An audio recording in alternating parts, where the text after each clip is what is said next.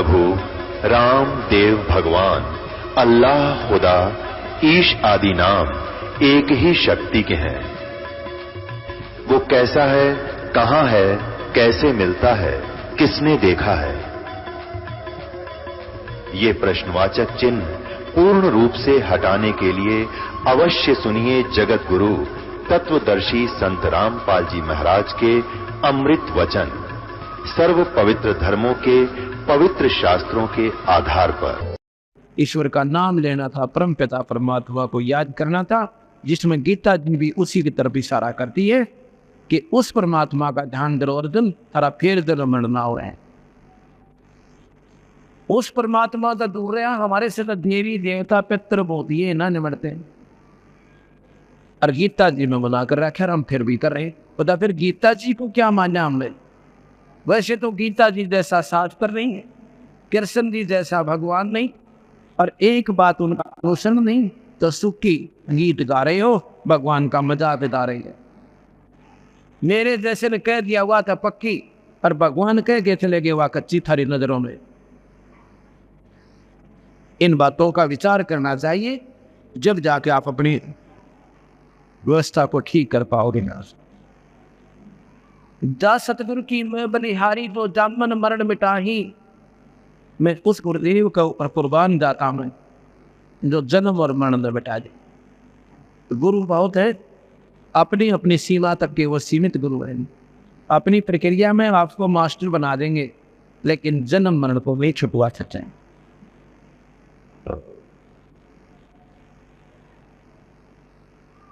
कुल परिवार तेरा सकल कबीला मसलत एक ठहराई। जब ये शरीर छूट जाता है, अपने आसपास के कुल परिवार के व्यक्ति इकट्ठे होंगे।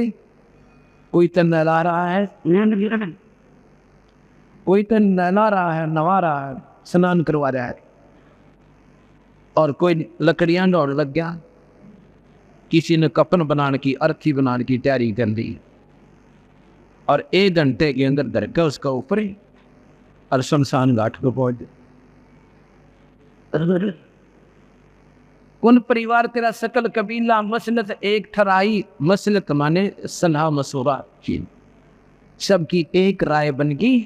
उठाओ भाई और चलो शमशान घाट। उठाओ भाई, जल्दी करो, लकड़ी ले आओ, और घी ले लो, फलानी चीज ले लो, चलो। सबकी एक राय बन गई, अब मरगट पर ले चलो।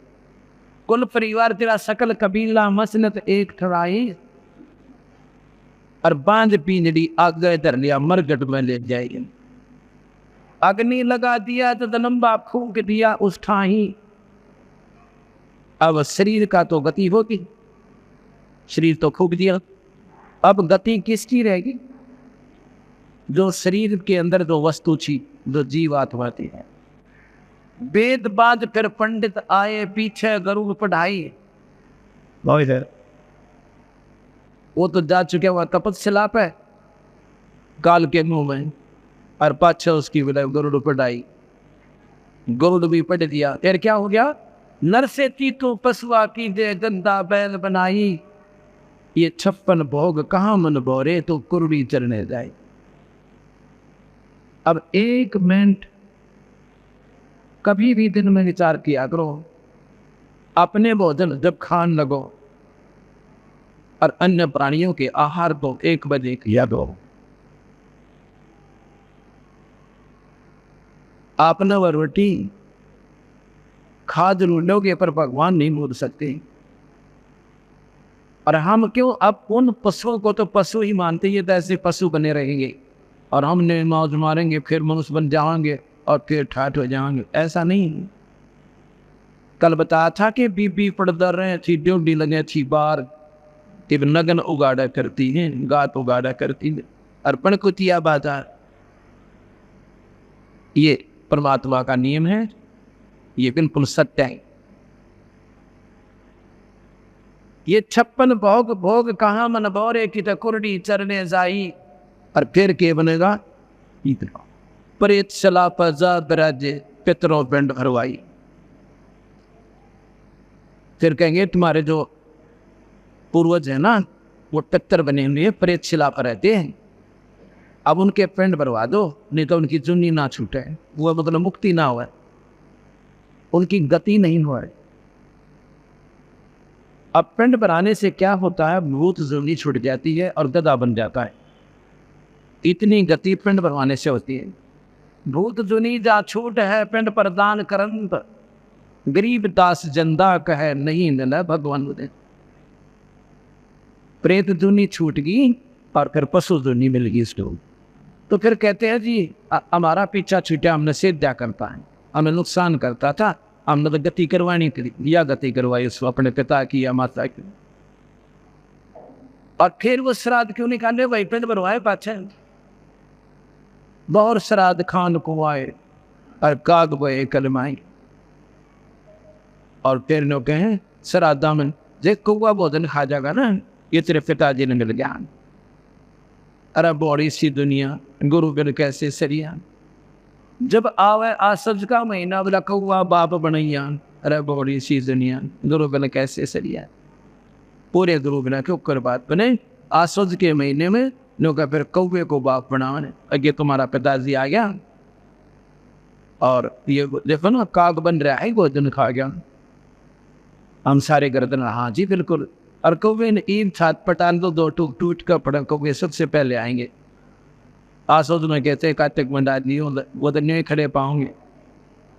और चलो एक दिन अपने पिता की रोटी खवा भी दी, 364 दिन के खागा कर हुआ, एक दिन खिला दी, और 364 दिन के खाएगा वो पिताजी अपना। ये इसी आंख बांध रखी है, नीला तो खबर दिया। या तो तुम रोज ही काट दो कनागर, 5-4 रोटी तोड़े और छाछ पर पका दी, सब पक्षियों का मुंह पड़ा रोज कनागर तो तो ये तो कौन समझावा इस बोले जगत में, मन के नाराज हो जाते हैं। बता सारी चीज़ा न बिसराव से तो बिसरानते नहीं हम, जो कि त्यों बता रहे हैं, ये शास्त्रों से प्रमाणिक बता रहे हैं आपको, को बाहर की बात नहीं सुनी। और शास्त्र अपने तैयार नहीं दिए, क्योंकि कुछ सीमित लोगों के पास ही विद्या का अधिकार था पाने का, आम व्यक्ति को नहीं था। एक समय की बात है, खड़ौली का जाट, उनका नाम निश्चल दास या कटौली दिल्ली के पास है, अफकर खोदे दो रहे हरियाणा में। और वो बहुत तीव्र बुद्धि के थे और संत आत्मा की, पिछले जन्म की कमाई करनी थी।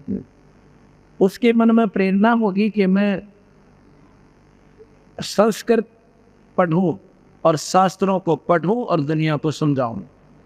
इन्होंने गुमराह कर रखा लोगों ने। उसने केवल पंडित ब्राह्मण को ही विद्या प्राप्त करने का अधिकार था। काशी विद्यापीठ में दूसरी जाति वाला वहां प्रवेश नहीं मिलता था, उसको दाखला नहीं मिलता था। उसने झूठ बोल के और नकली पंडित बनकर ब्राह्मण बनकर और गांव में सरपंच की मेंबर की मोहर भरवा देगा आपको, और पंडित बन गया और दाखला ले लिया, एडमिशन मिल गया और इतना विद्वान, 1 नंबर पाओ यूनिवर्सिटी में।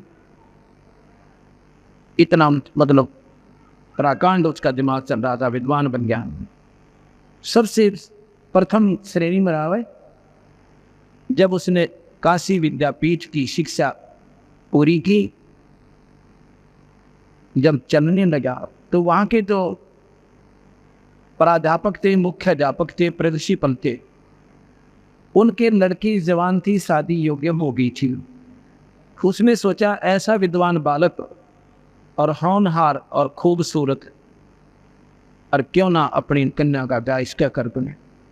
लड़की की शादी तो करनी ही नहीं है, और ऐसा बच्चा कभी मार नहीं खा सकता, खूब रोजी रोटी कमाओगा, क्यों रोजी रोटी के लिए ही वो विद्यापीठ की, उसमें यही साधन था कमाई का। इन लोगों ने आध्यात्मिक वारक को रोजी रोटी बना ली थी। तो उसने जब वो निश्चल दास अपने गुरुदेव के चरणों में शीश झुकाने के लिए अंतिम विदाई लेने गया, तो कहने की गुरुदेव आशीर्वाद दो, आपका बच्चा सफल हुआ है। कहने लगा भाई कोई दक्षिणा नहीं देगा, अगर जो मांगो तो ले लो, महाराज जी शरीर भी आपका ही है, कहने का भाई वचनबद्ध हो जा। आक हो गया जी कि मैं अपनी लड़की की शादी आपसे करना चाहता हूं। अब या फंस गया धर्म संकट में, ना तो बनेगी थी बात। अब वो सहम गया कि बता भाई क्यों कर पार पड़ेगी, तो बड़ा चाला है। कहने का गुरुदेव मैं एक सच्ची बात बताए थे। क्यों भाई, और सच्ची क्यों ना बताओ? गुरुदेव का गत तो सच्ची बताते हैं, सच्ची बताओ। मैं ब्राह्मण नहीं हूं, मैं जाट हूं कड़ौली का, और मैंने तो विद्या प्राप्त करने के लिए भाई संस्कृत भाषा को सीखने की मेरी रुचि थी और शास्त्रों को आम व्यक्ति तक पहुंचाना चाहता था। तो उस प्रिंसिपल का पारा और 100 का ऊपर गया, एकदम नाराज होगा। लाल आंख कर भी नीच तुच्छ तुच्छ जीव तो, और तुमने ऐसा जुल्म कर दिया, फलाना कर दिया, श्राप दे दिया। एक तो श्राप दे दिया कि तुझे रोज ताप होगा, पीड़ा होगी, बुखार बनेगा एक बार दिन में, और दूसरा तो वचनबद्ध है हकानी संस्कृत भाषा में कहीं प्रचार नहीं करेगा। अच्छा जी, अब आ जाए यहां से। उसने फिर संस्कृत भाषा प्रयोग नहीं करी सब सारियों में, शास्त्रों की जानकारी जरूर की, उसका प्रचार फिर संत भाषा में किया। वो दादूपंथी संतों की शरण में चला गया जो कबीरपंथ से ही संबंधित हैं, और वहां एक संत की शरण लेकर फिर उसने एक इतनी मोटी किताब बना रखी है शास्त्रों की के ही जितने भी उनमें अंश जिस प्रकार भी वो समझ पाए उनके आधार पर संत वाणी ने दोहों के आधार पर लिख दी, संस्कृत में नहीं लिखी। तो इस प्रकार इस सत्य मार्ग को असत्य में परिवर्तित कर दिया गया।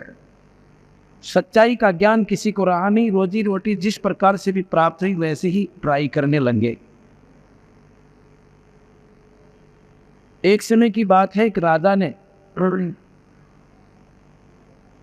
अब जैसे जनता को मार्गदर्शन जैसे मेरे जैसे जो गाइड करेंगे ये बोली आत्मा, तो उसी तरह पक्की हो जाएंगे। उन्होंने किसी ने बताया कि आप जो है कथा कराओ भगवान जी घर पर, या जाप करवाओ गायत्री मंत्र का। राजा ने कहा कि ठीक है करवा लो। मंत्री को आदेश दे दिया कि रोजाना एक असरपी विद्वान को 2 गायत्री जाप करके जावे, और या कोई भी कथा करे उसको 1 दे देना, चाहे वो जाप करे चाहे कि अपनी कथा पढ़े या कोई मंत्र करे, जैसे भी करे। तो एक पंडित विद्वान को, पंडित कोई जाति नहीं है, इस बात को बोलो कि तब जाकर के कबीर साहब की कड़वी दवाई अंदर जाएगी, नहीं तो कोई न कोई बात मन में बनी रहेगी कि महाराज जी तो पंडितों की क्रिटिसाइज कर रखी है कबीर साहब ने। कभी नहीं, पंडित की कर रखी है जिन्होंने गलतियां की, आम व्यक्ति पंडित नहीं है। जैसा कि मैंने बताया था, हमारे दादा गुरुजी जाट थे छावला के, उन्होंने काशी विद्यापीठ से, अब तो सभी को वहाँ कोई ऐसी दिक्कत नहीं, कोई भी जा सकता है, तो सैकड़ों वर्ष से 50-60 वर्ष से ऐसा चल रहा है। तो वो 4 विषय के आचार्य हो गए थे, और उन्होंने उनको पंडित जी के नाम से जाना जाता है जाट होते हुए। एक गुरुकुल खानपुर हरियाणा में गुवाना के पास है, उसके मुख्य प्राध्यापक को, मुख्य अध्यापक को, वो भी जाट होते हुए पंडित जी के नाम से जाना जाता है। सहदेव को पंडित जी के नाम से जाना जाता था। जो पांडव का 5वां था उसको पंडित जी के नाम से ही जाना जाता। पंडित कोई जाति नहीं है। अब जैसे कोई वैद होते थे, वैद और अच्छे वैद होते थे, उसके बाद उनके वंशजों को वैद कहने लगे, सारा थी वैद, और सब ने अपने पीछे वैद लिखना शुरू कर दिया। फलाना राम है, मनसाराम वैद, आसाराम वैद, इस प्रकार। और दवाई जानते को ना, पेट के दर्द की भी, और वो भी पीछे वैद लिख रखा। तो वह वैद नहीं है, वो तो एक परंपरागत एक समूह का एक प्रतीक बन गया है। ऐसे ही जो संस्कृत के श्लोक में भी ना जानते वो भी पंडित का नाम, उनको भी हम पंडित जी कहते हैं। और वो भी गर्व करते हैं अपने ऊपर के हम पंडित जी हैं। वो उनकी नादानी है, वो पंडित जी नहीं है, वो तो आम व्यक्ति हैं, आम नागरिक हैं। अपना जैसे भी आम व्यक्ति अपना पेट भर कर रहे हैं, वो ऐसे ही रोजगार कर रहे हैं, वो पंडित नहीं। और वो इनसे मुँहता होंगे इन बातों से, तो उनकी नादानी है। ये तो उन मार्गदर्शकों को जो दुनिया को गुमराह करते हैं और ठीक मार्ग नहीं बताया। स्वरूप झांसी पंडित पदवी हुई थी, ये बहुत नेक आत्मा थी। वो इसको रोजी रोटी नहीं बनाया था, वो अपना सत ढंग से जितना वो जानते थे उनको जाप बता दिया करती थी, ये जाप करो भाई, ये मंत्र जपा करो, और अपना करके कमाई वो अपना पेट भरते थे। उसके बाद महिमा इतनी बढ़ गई उनकी कि आम व्यक्ति पंडित जी बढ़ गया, काख में पहुंची थी और मैं भी जाप कर दूंगा, मैं भी जाप कर दूंगा, और पैसे के छाप आधारित हो गई। राजा का जाप हुआ, और एक काशी से पढ़कर बहुत तगड़ा विद्वान आया पंडित जी।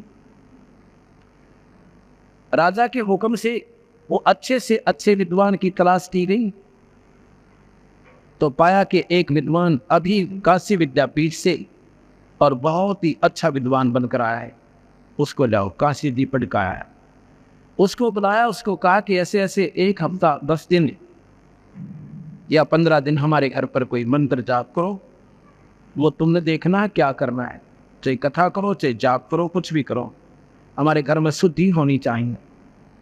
अब वो पंडित जी जावे अपना जाप करे, मंत्री उसको एक असरफी दे दे, वो असरफी डाकर अपनी पत्नी को दे दे, और पत्नी समावे नए सूट और रोज बुधनी बदले, और फिर जाओ पानी लेने, पूरा सारी इकट्ठी हो। वह औरतें पूछा कर आए, यू कद बनवाई, ये कद लाई, कितने लाई, थारे घर से लाई, थारे पीढ़ी मिल जा, ये सारी बूझ लिया करे 2 मिनट में। तो वह वही मारा है ना, राजा का कथा कर जाकर पंडित जी एक असरफी दे दे से मो दोहरी से मारी। अब वो दूसरी सुने थी, उसने अपने पंडित जी तय की, अपने पति देवता कि आप भी पंडित जी हो और जाइए जाप करके आओ, और देख फलानी के घर वाला रोज एक असरफी डाओ से। तो वो कहने लगा भगवान वो तो बहुत बड़ा विद्वान पुरुष है, और मैं देखे ना तो कोई जानता किसी इस चीज तो जानता नहीं, भाई ठीक है इन रोड़े बोड़ा न तो रोड़ा जाओ, वो राजा का काम न मरवाएगी तुम। तो वह नहीं मानी, जो बोली तो और दिन आता अपनी डींग मारा करता, और आज क्यों ना जाता, तो 2 पीसे मिलन का टेम आ गई तो नो का मैं जानता को ना, उन्होंने सोचा दे भगवान ना मानती तो जाऊं। अब जाता है, वो अपनी कथा कर रहा है, विद्वान पुरुष, उसने कहेगा बेरा खाने उल्टी से किताब पकड़ रहा, और के करने मन जो यू कहवाए, जो यू कहवाए, जो यू कहवाए, जो यू कहवाए, जो ये बोल रहा वही, जो बोल रहा वही। अब चलो वक्त कौन जानते हैं, ऊपर बैठे रहे एक कमरे वहाँ पर पढ़ रहे हैं, कौन देखे, पर ये ऐसे ढंग से स्थिति आ गई थी कि जाप करनी है, जाप कर रहे हैं, कौन खेत में काम अपना दुकान पर बैठे है, पंडित जी को जाप करे, कमरे बंद करवा, और बंद भी न्यों करवा लिया कर दे, जैसे सोवा चाहे बैठा माड़ा थमानी चाहिए। लेकिन वो जो सामने एक असर थी उसको मिल गई, नेक मिल गई उसको, और विद्वान पंडित का जितने अंदर ही अंदर जलन हुई, बड़ा चारे की बात हुई, मैं तो इतने दिन विद्या प्राप्त करके यार ये कुछ जानता ना, पूछता किताब यूटी पकड़ रहा बोचे, और यू नो का जो यू का वो, जो यू का वो, और इसको ये सब भी मिल गई है। अगले दिन तीसरी ने संस्कार दिया, अब तुम भी जा। ओ विनाटा भगवान मैं तो कति अनपढ़ सो, वो तो दूसरा भी ने थोड़ी बहुत कुछ जानता होगा, और वो एक तो जमा कति विद्वान पुरुष है, और मेरी दाल वहाँ गले नहीं, तो वह लागी लड़न तुम तन्यों से प्लान से 2 पैसे मिलने का टेम आओ, जब तुम न्यू करा करें कर जी को ना, उन्हें सोचा यार रोज लड़ाई रखेगी, चालन देखी जाएगी, एक कमरे में बैठना के किशन बेरा पट्टा है। वो भी चला गया, वो कहता है अपनी कथा कर रहा है, दूसरा कहता है 2 यू का वही, 2 यू का वही, 2 यू का वही, और तीसरा नौका कब तक नंबेगी, कब तक नंबेगी। कब तक सूत पे ठहरे रहने, कब तक नम बहेगी, कब तक नम बहेगी, दूध तो पड़ेंगे। अरे तो जी फिर चौथी ने सुस्कार दिया, ये वो तो सांध नहीं का सर पी सब न मिल जाए, शाम को तड़के नहीं कपड़े बदले। वो चौथा भी नो बोला भगवान तो मरवाओ की बने। अब ला नो के था वो देखिए वो सा पट रहा, वो भी तो जाए से दूसरा। अब अच्छा वो भी गया था, आप अभी जाओ सुधर। और चौथा भी दिन मैं भी कथा करूंगा, बैठ जाओ उस कमरे में। राजा के घर में क्या कमी हो सके, और धार्मिक राजा था, ज्ञाता महात्मा, अच्छा लाभ होगा। पहले वाला अपनी कथा कर रहा है और दूसरी वाला कह रहा है जो ये कहता वही, जो ये कहता वही, जो ये कहता वही ठीक। तीसरा कहता है कब तक नम भेगी, कब तक नम भेगी, कब तक। तीसरा कह नंबर दे इतने नंबर, तीसरा नंबर नंबर दे इतने नंबर बंडे रहो। तो जब वो समापन हुआ उससे पहले दिन तो उस राजा का आना हुआ जिस दिन समापन में। उस विद्वान पुरुष ने जो काशी विद्यापीठ में पढ़ कर आया था उसने शिकायत की, क्योंकि राजन यहाँ पर तो खल और खांड का एक भाग लग रहा है। अक्के बात भाई कि मैं हूँ काशी विद्यापीठ से पढ़ा हुआ विद्वान पुरुष और ये तीनों अनपढ़ बैठे थे, इन ना बेरा क्या है का भी, और इनको भी बराबर हमारे जो मेरे समान इनको वो दक्षिणा दी गई है रोजाना। अब राजा ने मंत्री का नाटका डी भाई क्यों सन आपने क्या देखा यहाँ पर। अब मंत्री फंस गया भाई। मंत्री बोला जी मैं पता करता हूँ भाई क्या बात, समझते विद्वान दिखे थे सारे, मैं पता करता हूँ क्या कानून, अब पता करो, अरे नहीं तो आपको जो हाँ बस सजा दो। अब वो मंत्री फंस गया, उसने भी बीच में चला करना पड़ गया अपना भी। नो बना तुम बेवकूफ नो बताओ कहो थे कि नो बोला जी मैं तो अपनी कथा करूं, और ये नू कहता है दो तो कह दो वही, दो ये कह वही। अच्छा तो कह दे आप क्या कह रहे थे, बोला यूं नो कहता कब तक नम बैगी, कब से नम बैगी। अरे तो भाई बोला यूं नो कहता जी नंबर दे तेरे नम बैगी, ये तो माया लुटना रहे यार। तो मंत्री बड़ा विद्वान था, और ला रिया था, तू क्या कथा कर रहा था। अकबर रामायण पढ़ रहा था, प्रकरण चल रहा था, वे रावण सीता उठा ले गया रामचंद्र जी से वन से अरे के। तो राजा बुला लिया जी ऐसी है बात मैं बताता हूँ क्या। ये कथा कर रहा था कि रावण सीता उठा ले गया, और वही बात तो थे बार बार कह लो थे, उसको एक बार कह लो, बात वही है जी, उसका लाभ उतना ही प्राप्त होता है। जैसे एक श्लोक है, रावण मांगन गया सुन ताते लंक बही जरूर। अगर इसने पढ़ ले तो सारी रामायण को पूरी छटोरी का लाभ हमें मिल गया। रावण मांगन गया सोन और ताते लंक बही जरूर, पूरी रामायण हमारे कंप्यूटर की दिमाग में बोल दी। ये जो पढ़ रहा था कि रावण सीता ठा ले गया, और ये न्यू कहता थी दो ये कह रहा बिल्कुल ठीक है। नो सोच लो इसका सेकंड कर रहा था, यू कथा कर रहा था, नो सोच लो इसकी भी कथा गेन हो गई। चलो भैया अभिमानी, पर यूं ठीक है था कब तक नम बैगी, कब तक न बैगी। ये न्यू कह रहा था रावण तना जुल्म तो कर दिया, पर कब तक तेरी पार पड़ेगी, सीता ठा कर ले रहा। ये न्यू कहता भाई कब तक नम बैगी, रावण तन गलती कर दी। और यूं क्या था भाई, ये नो का था नंबर दे इतने नंबर। रावण के मन में नो थी माँ और देखी जाएगी इतना सा नंबर, इतना तो नंबर दे आगे देखूंगा देखी जाएगी जो, क्योंकि सभी इस बात पर सेट है आगे भी देखी जाएगी। चोर चोरी करता वो भी न सोते देखी जाएगी। तो यूं नो कहता भाई नंबर दे इतने नंबर, नंबर दे इतने नंबर। रावण नो सोच रहा था और बक्कल उतरा उसका आख्या। क्यों भाई, कि मैं फर्क पाया इसमें, तो वो नाटक में मैं नो नहीं सोच, नो नहीं कहूँ उठा बेटी तो वह गलती होगी। तो दूसरा इसमें एक कारण और बताते हैं कि राजा के लगे दूसरी कहानी। तो इस प्रकार अब हमने इसको रोजी रोटी का कारण बना लिया। एक समय एक जब हमने नाम नहीं लिया था, ये बात फिर याद आए। एक गांव था छोटा सा, उसमें एक किसी की मौत हो गई। पंडित जी नहीं तो वहाँ ले गए, क्योंकि वो ज़्यादा जरूरी काम से जगह भी अंतिम संस्कार के समय काफ़ी समय लगना था। मैं और पंडित जी दूसरा एक और था, वो जा रहा था कुछ बाहर। एक और था उड़े न बोले वो भी चला दे काम सन, उसने बोला ले वो फेरा बहुटी किताब पकड़ रहा और लक्ष्मी चंद की रागनी गाओ माए मान, अब वो फेरे करवा दिए छल छत्या। तो यहाँ तक सीमित हो गया। तो कहने का भाव ये है कि विदुता को बर्बाद कर दिया और सत्य मार्ग को खराब कर दिया। ये भोली आत्मा फिर जाओ कहाँ बेचारी, जिन्हें एबीसी का भी ना मेरा भक्ति के मार्ग का में। इस प्रकार भूत जुनी दा छूट है पिंड प्रदान करंत और गरीब दास जिंदा कह नहीं न भगवान।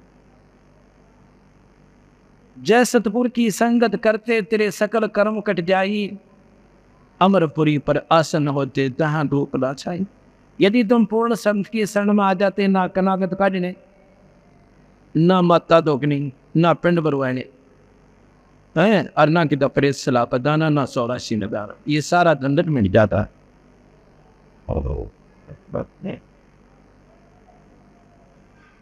अब हम जितने भी हमारे कबीर पंथ अब संबंधित हमारे से हुए हैं, ना तो हम कोई कनागत निकालेंगे, अन्ना की माता धोकन जावांगे। किसी प्रकार की ये प्रक्रिया हमारे से नहीं होगी और किसी प्रकार ना कोई हमारा भूत बनेंगे। हम सीधे या तो सतलोक जाएंगे या पुनर्जन्म मनुष्य का ही होगा, जब तक मुक्ति यहाँ से नहीं होगी। ये बिल्कुल सत्य बात है। अन्य किसी की भी साधना से कई भाई कहते हैं कि हमने सुना है एक व्यक्ति के 8 जन्म लगातार मनुष्य के हुए। मनुष्य के जन्म 100 भी हो जा लगातार कोई बड़ी बात नहीं, क्योंकि वो कर्मों के नंबरों के आधार पर निर्धारित कर दिए जाते हैं।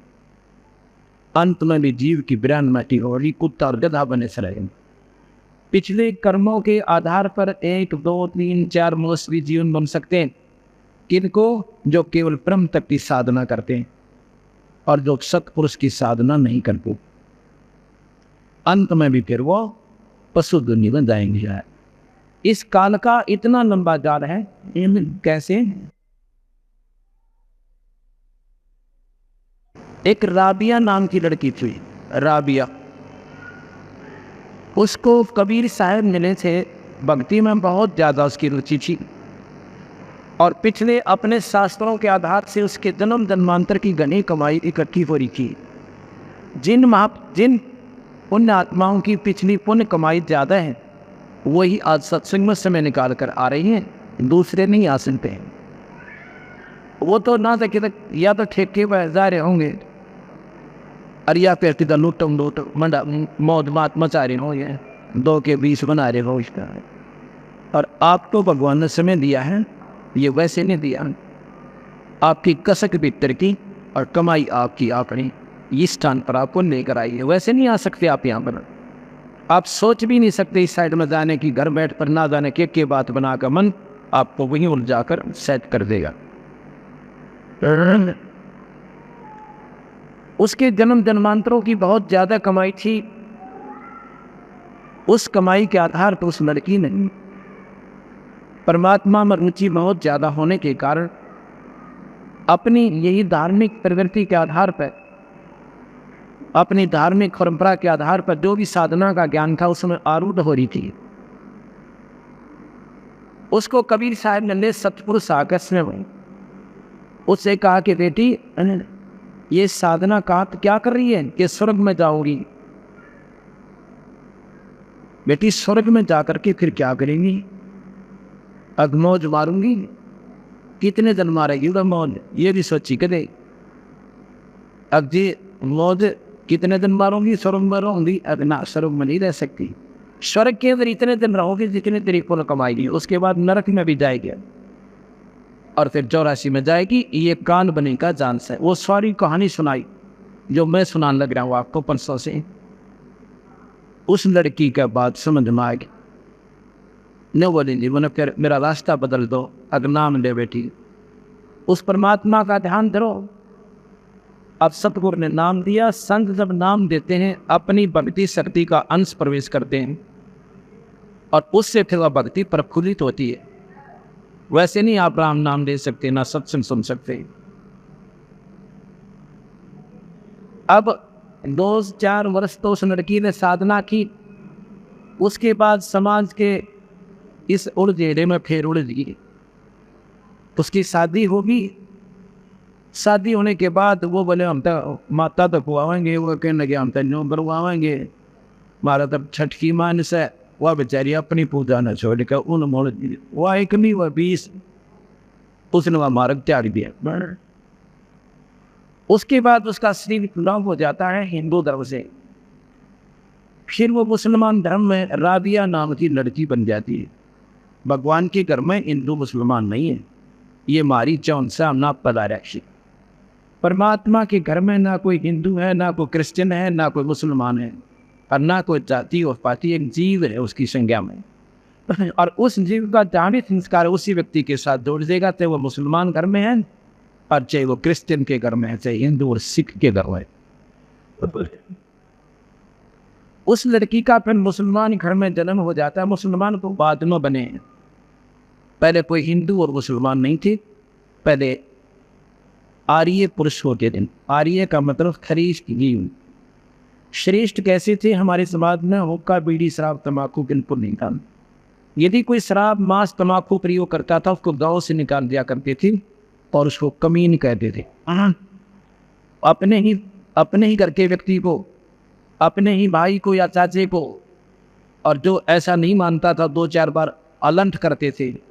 नहीं मानता था, अपने आदमी से बात नहीं आता था, समाज के प्रदूषण के डर से उसको घर से निकाल देते और वो जंगल में जाकर दारू भी पीता रहता था, मांस भी खाने लग जाता था, फिर राक्षस कहलाते थे।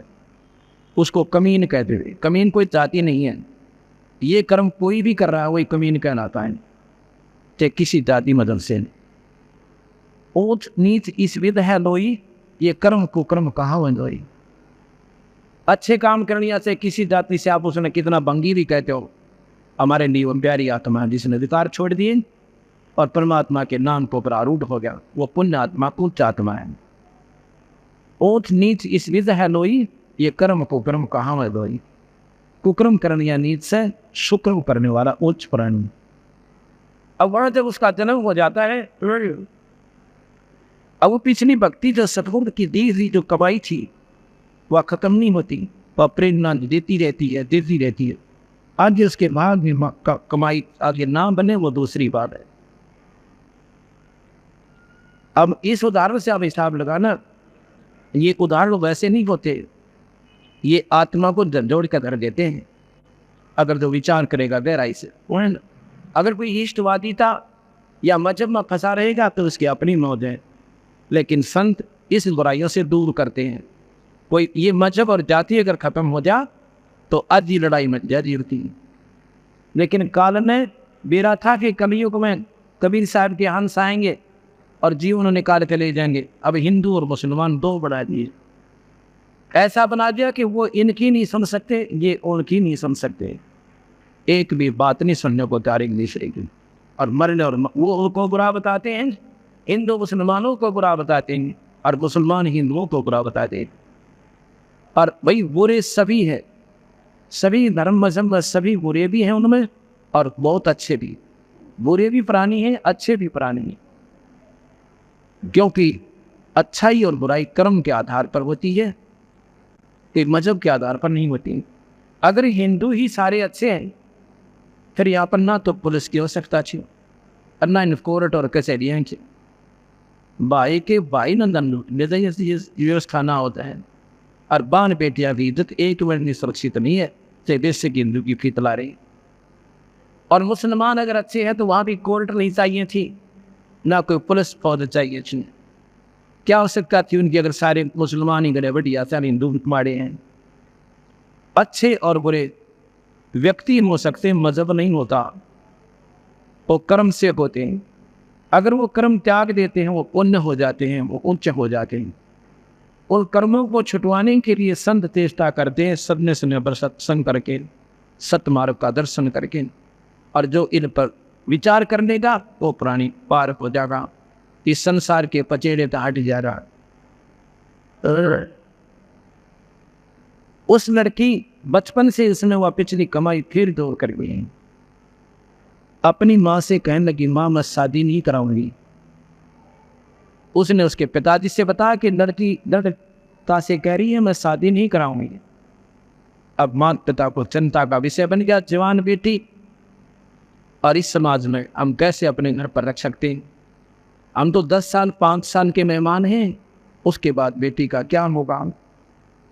बहुत विचार लगा के समाज को देखते हुए दोनों माता पिता उस छोरी के पास बुलाकर उसको अपने पास, और फूट फूट से रोने लग जाते।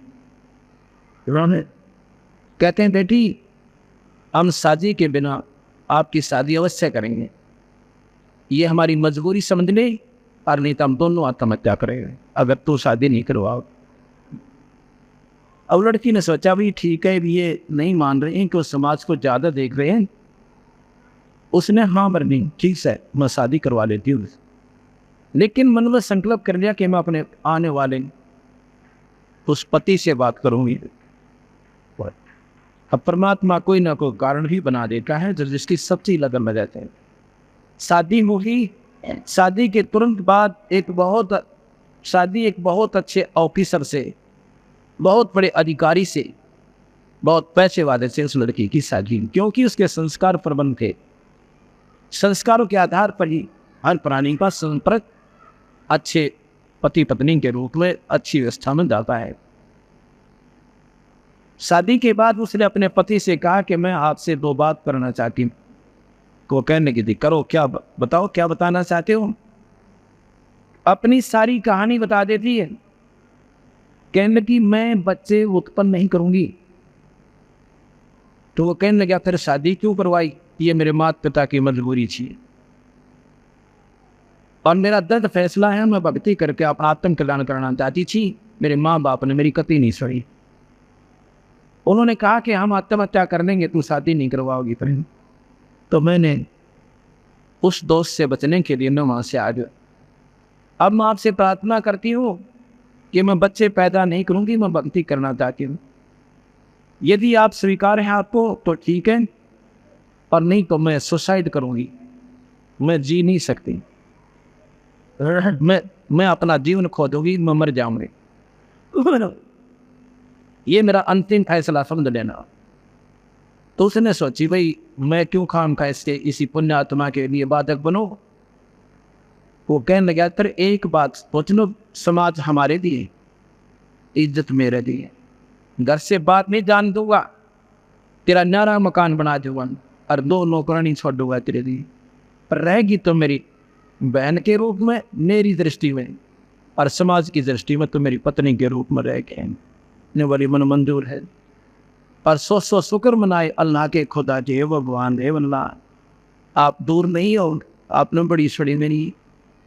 उसके बाद पति बहन और भाई की तरह उन्होंने अपना जीवन निर्वाह किया। उसने अपनी और शादी करवा ली। मुसलमानों में कई शादियां हो जाती, और उस राबिया के पास जाके और घंटों तक वो परमात्मा के बारे में विचार सुना करता था। बहुत धार्मिक प्रवृत्ति का व्यक्ति था। एक बार क्या हुआ, जब वो 50-55 से ऊपर आयु की होगी, 60 के करीब, मुसलमानों की परंपरा में जैसे अपनी अपनी परंपरा में सबने निर्धारित कर रखा है कि बुढ़ापे में जो हज करे आवे मक्का मदीना जाकर उसकी मुक्ति निश्चित है, और जो वही मर जावा तो गणा बढ़िया, वो तो सीधा स्वर्ग में चला जाता है। ऐसी उनकी धारणा है, और संतों के आधार पर ऐसा नहीं है। तो वो कहने लगी थी मैं हज करना चाहती हूँ। वो कहने लगा थी बेशक जाओ। राबिया कहने लगी मैं हज करना चाहती हूँ, अगर आपकी इजाज़त हो तो मैं जा सकती हूँ, और जा सकती है, और जा सकती है नहीं, तेरे लिए बैलगाड़ी जुड़वा दो इसी भगवान आत्मा के लिए। अगर नहीं मैं तो पैदल जाऊँगी, मेरा मन मान से पैदल जाऊँगी। अगले वो तेरी सलाह है, नहीं तो तेरी सारी व्यवस्था करवा दूंगा। अगले मैं पैदल जाऊँ, और भी जा रहे हैं। उसने देख लिया कि ये तो घर से बाहर भी नहीं निकली 50 साल में, 40 वर्ष में, और मैंने कितना सही दिया, मैं भी बात करती नहीं देखा इसको, हाथ खड़ी कर दी कि आप जा सकते हो महात्मा। चल पड़ी। चलते चलते रास्ते में तो काफी दूर जब आ लिए तो एक जंगल के अंदर एक कुतिया दो थी, प्यासी खड़ी थी, और छोटे छोटे मासूम बच्चे इसके रो रहे थे। इतनी प्यासी थी, अगर उसको पानी नहीं मिले तो वो मर जाए। एक बार राबिया के पैरों में आवे और फिर भाग कर कुएं पर जावे, फिर राबिया के पाँव में आवे, फिर भाग कर कुएं पर जावे। राबिया समझ गई, राबी समझ गई कि इसका ये प्यासी बहुत है। जाकर देखती है वहाँ कोई बाल्टी नहीं, कोई नेजू नहीं, कोई रस्सा नहीं है, ना कोई पात्र आसपास रखा है। गांव वहां से 3-4 कोस से नजदीक कोई नहीं, और बाहर सुनसान जंगल में एक कुआं था। उधर देख रही है उसके मासूम बच्चे। अगर ये मां मर गई तो ये बच्चे भी गेल मरेंगे। ऐसे कहते हैं दया बिना दरवेश कसाई। अब देखियो, तो वो भी मुसलमान थी। मुसलमान जो मांस छू है नहीं, जो मुसलमान की परिभाषा है मांस के हाथ भी नहीं लाओ मुसलमान हो तो। और मांस कैसो बोला, वो नादान आत्मा जो मांस खाता वो मुसलमान नहीं है। तो उस लड़की ने ऐसा बोला भी ये पानी नहीं पिया, ये मां मरे इसके बालक मरे। या दया होती है दरवेश माने साथ हो, जिसमें दया नहीं वो संत नहीं, वो नीच आत्मा है।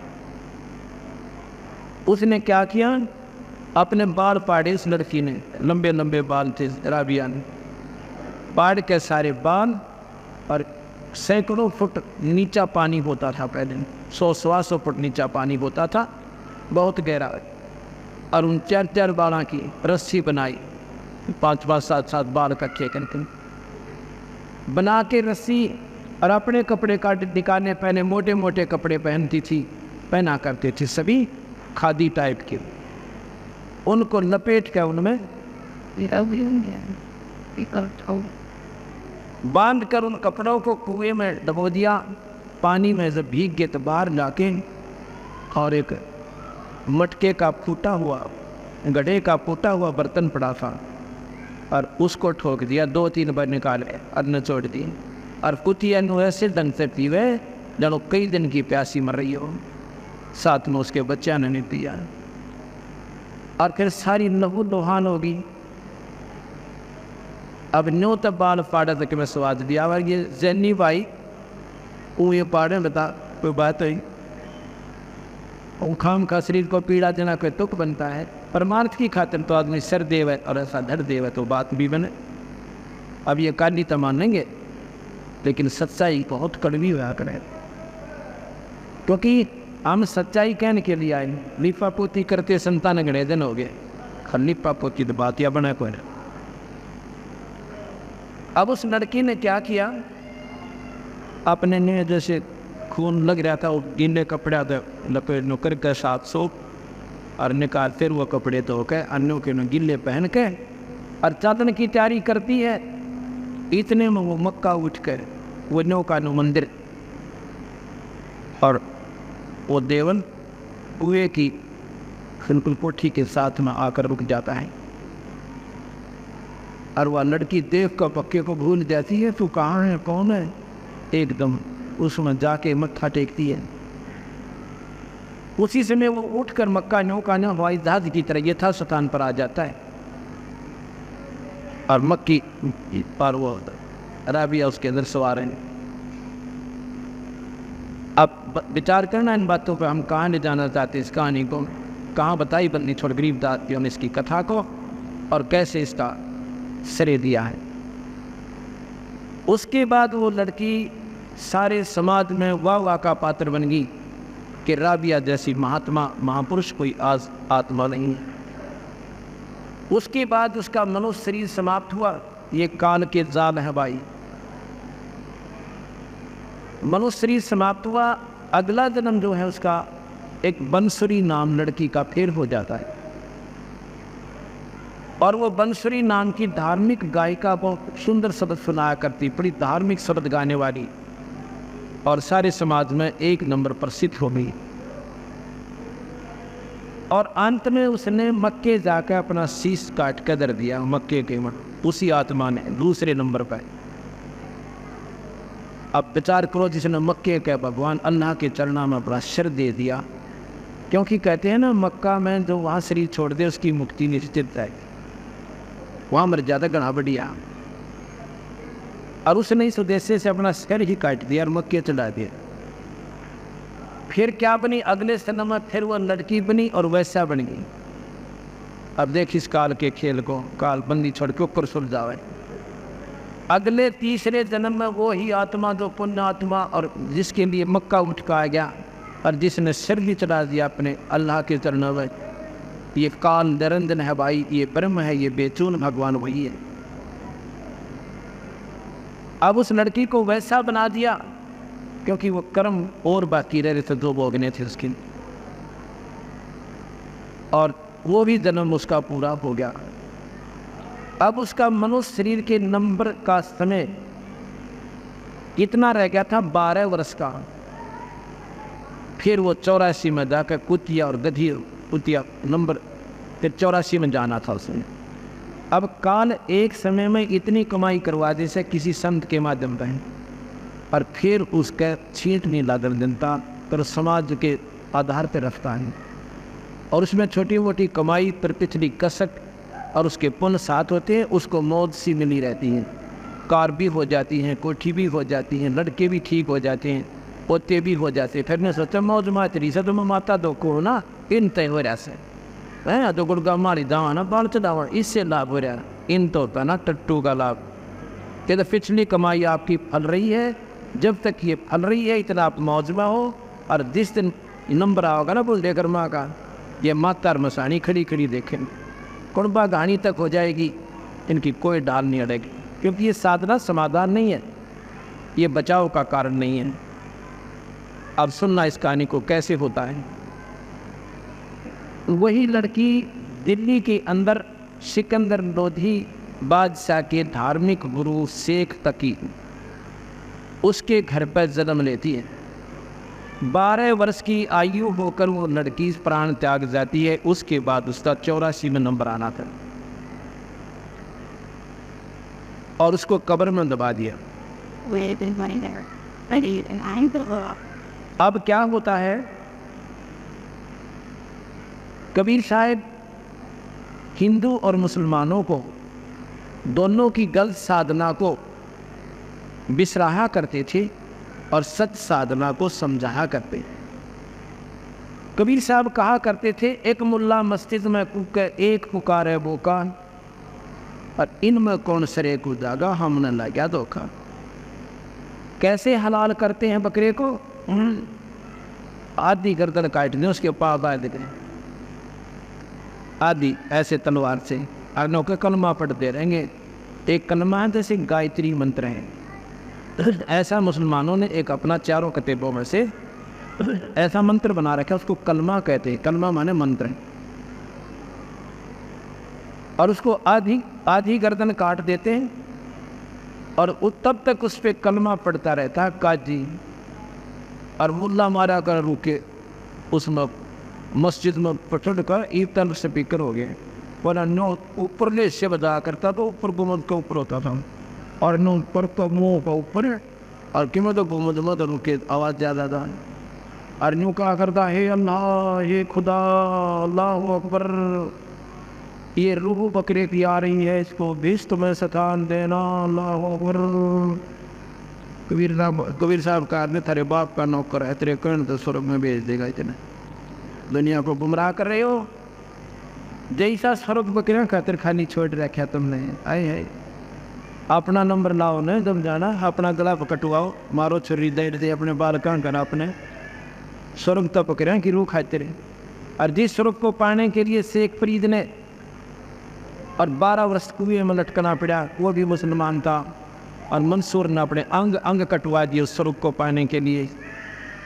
और सम दूसरे की गर्दन काट के स्वर्ग में जाना चाहते हो, कबीर साहब कहा करते थे।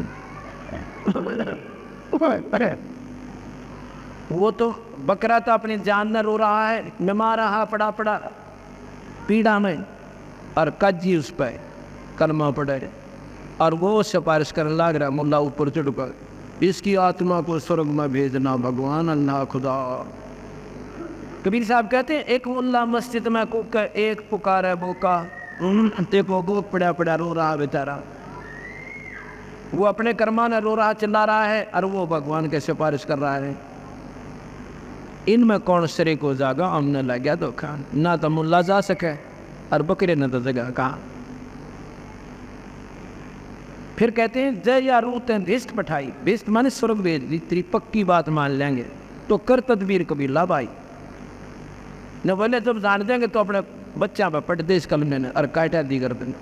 अगर ये बात तेरी सत्य है और तो 100% श्योरिटी है आपको, तो जब हम मान देंगे हम भी अपने सारे बालका में दर्द दें छुरी जानते।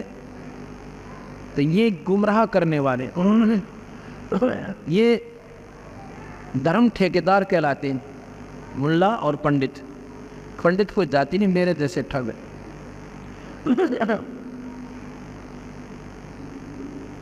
तो इस प्रकार जय आरोत है भिष्ट पटाई कर तकबीर कबीला भाई। फिर कहते हैं गऊ अपनी अम्मा है, गऊ न काटे, इस पर छुरी मत बहा, गरीबदास की दूध न सब ही आत्म खा। अब कहते हैं तुम गऊ को मारकर मांस खा लेते हो, ये तो कर दिया एक बार ही फैसला। और ये गऊ आपने मनमाना 8 साल तक दूध दे अमृत के साथ, और सभी को, मुसलमान को नाटती नहीं गऊ, दूध देता, हिंदुआ ने को गला नहीं देती।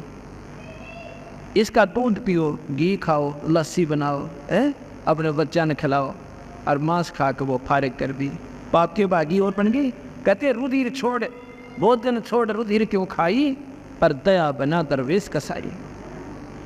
भोजन छोड़ रुधिर क्यों खाई, रुधिर माने लहू, और इतना मोहन भोजन, घी खाओ, मक्खन खाओ, दही बना लो भाई, का हलवा बना लो, पूरी बना लो, कचौड़ी बना लो, सेब संतरे खा लो।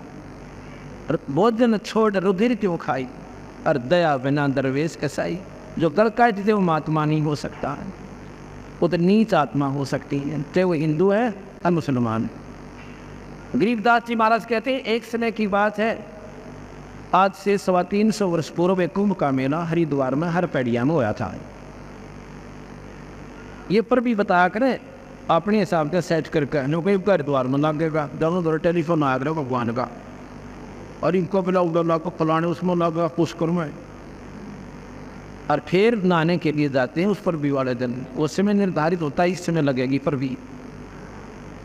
उस समय क्या होता है कि सभी महापुरुष कुंभ का मेला हर पैड़ी पर उसकी पर भी लगती है, लगभग 350 वर्ष पूर्व। सभी महात्मा जन, सभी समुदायों के, कोई नाथपंथी, कोई नागपंथी, नागा महात्मा, वैष्णव, साधु, गिरी और पुरी, ये जितने भी संप्रदाय हैं सभी के महापुरुष वहाँ पर स्नानार्थ, और आम व्यक्ति भी स्नान के लिए चला जाता है। जब वो परभी का समय आता है तो वहाँ पर नागा महात्माओं में और वैष्णव महात्माओं में आपस में मन मुटाव बन जाता है। किस बात पर?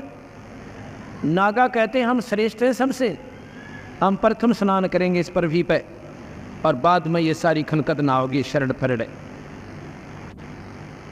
वैष्णव साधु कहने लगे तुमने कौन, आपको कौन बता दे आप शुद्ध हो, नहाना तुम जानते ना, खाना का तुमने बेरा ना, पशु की तरह नंगे अंडो। हम नहाएंगे पहले, हम वैष्णव परंपरा से हैं, हम, हमारा आहार शुद्ध है, हमारे विचार शुद्ध हैं, हम पहले नहाएंगे। वो कहने लगे हम नहाएंगे, वो क्या हम नहाएंगे, बता नहान पे लठ बजा लिया, तलवार निकाल लाए, कटारी निकाल ले, दो जिसके बाल खा गए। 25,000 व्यक्ति वो महात्मा जिनको हम महात्मा कहते थे, और एक स्नान के ऊपर और पशुओं की तरह लड़कर मर जाते हैं। अब कबीर साहब कहते हैं गरीबदास जी तुम तो बेशक महात्मा को, हम तो महात्मा 7 जन्म भी ना करें। क्यों नहीं कहे?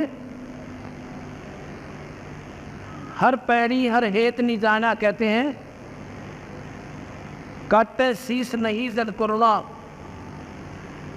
तीर तुपक तलवार कटारी जमकर जोड़ बधावे हैं। तलवार काट ले, तीर ले ले, और हर पैड़ी हर हेत नहीं जाना, वहां जाकर चलावे। तीर तुपक तलवार कटारी जमकर जोर बढ़ावे हैं। हर पैड़ी हर हेत नहीं जाना, और वहां जाकर चलावे हैं। काटे शीश नहीं जल करुणा, और वह जग में साधक आवे हैं। और जो नर उनके दर्शन जा, उनको भी नरक ले जावें। ये भी वैदा है। अब विचार को इन बातों पर कि वो महात्मा हम समझा करते कि महात्मा हम किसने माना जिसका कोई विशेष आडम्बर सा गात पर हो शरीर का, या तक लाल कपड़े हों जरूर, ये तो प्रथम पहचान से हमारी। दूसरी बोड़े सोड़े बाढ़ हों, ओड़े बोड़े ना, तो ढाती जरूर पटा रखी हो, 5-5 तेरह, या 2-4 तिलक ला रखे हो, 5-7 माला गल में हो, कान पड़वा रखे हो, चमटा ले रहा हो, या तक कति वस्त्र ना हो, शरीर पर घना काम मिले, और होते एक लंगोट हो। ओहो महात्मा के वो बच्चा वाला पासे। ये हमारी डेफिनेशन हमने बना रखी है संतों की, ये परिभाषा हम जानते हैं, ये इस पर हम आधारित होते हैं।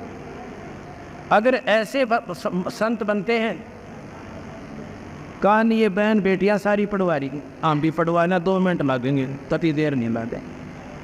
और 6 महीना में बाल डांडी भी सड़के भी इतने बड़े बड़े हो जाएंगे, और 10 रुपया कर रहा होगा, सफ़ेद कपड़े हम देगा अपना मौत मारे। हो गया महात्मा, फिर क्या देर लगी? जन्यो महात्मा बना, फिर बात पर नहीं बनाई सर। ये संत कमाई से बनेगा, ये वस्त्र परमात्मा के पाने में कोई सहायक नहीं है। अगर लाल पीले पैर रहते या कति मुंड मुंडान तो भगवान मिलता हो, इनसे नहीं, परमात्मा मिलेगा नेक कमाई था, यानी भजन की कमाई से, और सही पद्धति वे ऑफ वर्शिप हमारा ठीक होगा। किसी वस्त्रों में, चाहे पैंट कमीज में, और चाहे भाई किसी कपड़े में, बहन बेटियां किसी कपड़ों में, और चाहे भाई अपना धोती कुर्ते में, और चाहे कुर्ते पजामे में, नाम ठीक हो, गुण ठीक हो, और आपकी नेक नीति से गुरु मर्यादा बनी रहे, आपका बेड़ा पार से। अगर ऐसा होता तो कबीर साहब का नंबर कद आता।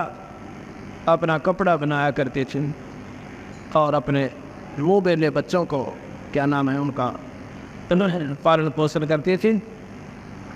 और गरीबदास जी छुड़ाने में जमींदार थे, समाज के आधार पर जाट जाति संबंधित थे, लेकिन संत जाति को नहीं मानते, और समाज फीत तारता नहीं। वो जमींदार थे, बाल बच्चेदार थे, 2,500 बीघे जमीन थी। परमात्मा को पाया और ढोल के टंके पर इतना मोटा शास्त्र बनाकर चले गए। यदि उन्हीं पुरुषों को परमात्मा मिलता है तो जंगल में जाते हैं, कान पड़वा लेते हैं, तो अपना नंबर तो कभी भी ना हो, हम तो खाम खा डरे डोहा करें। और जबकि प्रमाण मिल रहा है कि गरीबदास जी कहते हैं हम कितने नादान हैं। महात्मा की परिभाषा हमने क्या बना रखी है।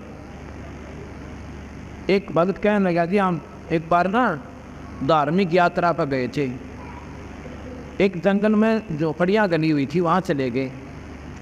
हम उन संतों के दर्शन करते थे, उनका पूजा पाठ करते थे, सभी के घूम रहे थे। एक महात्मा आया जंगल में है, और उसने एक केले का लंगोट बांध रखा, पत्ते का, बस शरीर पर कोई कपड़ा नहीं। और जब हम नज़दीक आए ना, हमने देख कर दांत ठोक दी, उल्टा भाग गया, और बेरना की तो गुफा बना रहा था, उसमें जाकर छुप गया। ने बोला जी ने वो पा जाता ना, हमारा बेड़ा पार था। बताओ, ये बुद्धि हमारा काम करती है।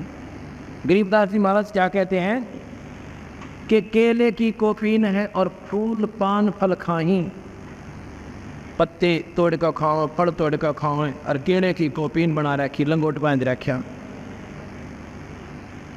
नरक का मुख नहीं देखते तो बस्ती निकट ना जाए। उनको जिनको तुम महात्मा मानते हो वो जंगल के रोज हैं तो मनुष्य बद के जाए, और निस्तर करें उजाड़ महीनों परमात्मा पावन आई। होए भाई, वो तो जंगल के रोज हैं जो आदमी तो डर के भागे, वो संत नहीं है। परमात्मा को पाने के लिए आप घर में रहिए और अपना नाम ठीक जाप करते रहिए, अपने बच्चों का पालन पोषण कीजिए और परमात्मा को पाइए। ना पाओ तो हमें बताइए। अब हम आजमा कर देखो 5-4 वर्ष इस ईश्वर की प्रक्रिया को। अब यही हमारे समझ में नहीं आती, हम पाखंड को ज़्यादा पसंद करते हैं। एक समय की बात है, पाराशर ऋषि ऐसी धारणा बना के कि मैं तो तपस्या करके आऊँगा, शादी होते ही अगले ही दिन, शादी होते ही उसी दिन प्रस्थान कर जाता है। उसकी पत्नी कहती है कि एक बात बताओ, क्यों तो शादी करवाओ थे और ईब कहाँ जा रहे हो? कि कहने लगा मैं भक्ति करूँगा और भक्ति अच्छी साधना करके फिर संतान उत्पत्ति करेंगे, वो संतान अच्छी होगी। तो वह ने बोली शादी ये बात में करा देता, फिर पहले की जरूरत थी करवाने कितने, पहले अपनी साधना कर लेता। वो बहुत आग्रह करती है पर नहीं मानता है। आखिर में ये कह देता है कि मैं साधना करूँगा पर बीच में अपनी बीज शक्ति मंत्रित करके भेज दूँगा, उसको तो प्रसाद मिलाकर खा लेना, तुझे संतान उत्पत्ति हो जाएंगी, अगर संतान ही चाहती है तो। इतना मानना तो ठीक है जी, आपकी मौज। चला जाता है। 15, 16 वर्ष, 12 वर्ष तक जंगल में रह कर खूब साधना की और ये मान लिया कि तेरी साधना प्रफुल्लित होगी, अब तू मार नहीं खा सकता, इंद्रियों पर कंट्रोल हो गया, ये सोचकर चल पड़ता है। उससे पहले वो अपनी बीज शक्ति अपने एक केमिकल में लपेट कर, एक कपड़े का केमिकल लगा के, केमिकल उस समय भी थे, जड़ी बूटियाँ से बनाते थे, और एक कौवे पहले संदेश वाहक होते थे, उस कौवे को दे दिया कि ऐसे ऐसे चिट्ठी लिख दी, पूरी प्रक्रिया उसने थी, ये वहाँ पहुँचा दे। कौवा लेकर आ रहा है, गंगा के ऊपर से जा रहा है, इतने में एक बाद उसको मांस का टुकड़ा समझ के और छीन लेता, छीनने की चेष्टा करता है और वो कौवे के मुंह से नीचे गिर जाता है गंगा में, और गंगा में एक मछली थी, उसने वो खा लिया। उस मछली में एक लड़की उत्पन्न हो जाती है, उसको एक भीमर मछलियाँ पकड़ने वाला और साथ में नाविक भी था।